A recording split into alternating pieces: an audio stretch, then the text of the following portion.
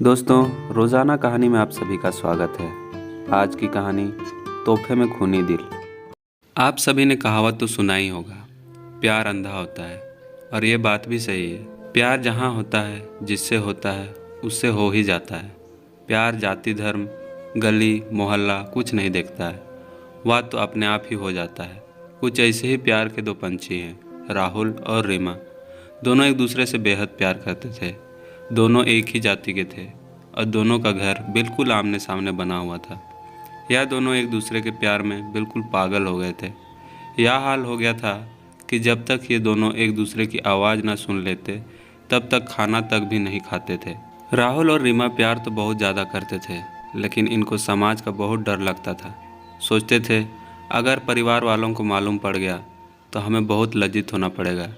इसलिए यह दोनों मोबाइल फ़ोन के द्वारा बात किया करते थे। बात किए बिना इनकी एक पल भी नहीं बनती थी। अगर सीमा के घर में सब लोग होते थे तो वह अपने पापा के मोबाइल से व्हाट्सएप पर बात करती थी। यानी बात तो करनी थी, चाहे कैसे भी हो। कुछ दिनों के बाद रीमा के पापा गांव छोड़कर नौकरी करने के लिए शहर चले गए, जिसके वजह से रीमा को भी जाना पड़ा। अब तो राहुल का बुरा हाल हो गया था और रीमा भी अपने प्यार के लिए बहुत तड़प रही थी।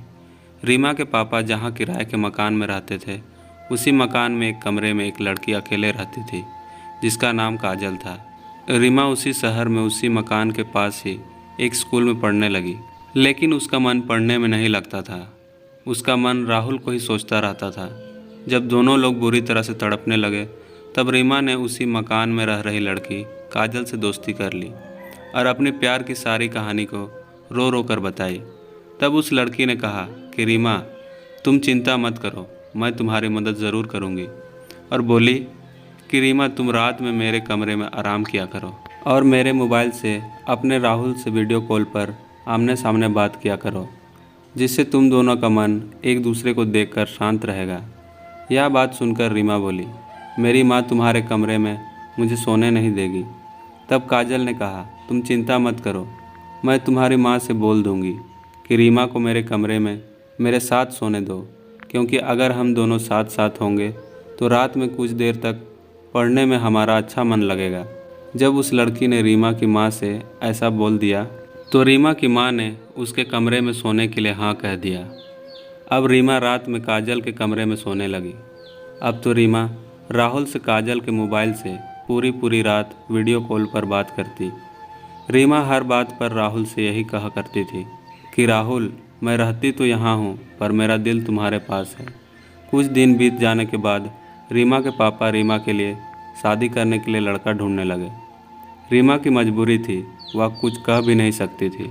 जब रीमा की शादी पक्की हो गई, जब राहुल को यह मालूम पड़ा तो वह बुरी तरह चीख चीख कर रोने लगा कि रीमा, मैं अब तुम्हारे बिना नहीं रह सकता। तब रीमा ने राहुल को समझाया कि राहुल, मेरी शादी तो हो जाएगी, लेकिन मेरा प्यार अमर है, मैं तो तुम्हारी ही रहूँगी, उसका तो केवल नाम ही होगा। जब रीमा की शादी होने लगी तब राहुल ने रीमा के लिए एक गिफ्ट भेजा। रीमा ने जैसे ही गिफ्ट को खोला तो वह दंग रह गई और फूट फूट कर रोने लगी। क्या आप जानते हैं क्यों? क्योंकि उस गिफ्ट में खून से लथपथ राहुल का दिल था और उसके साथ एक खत भी था।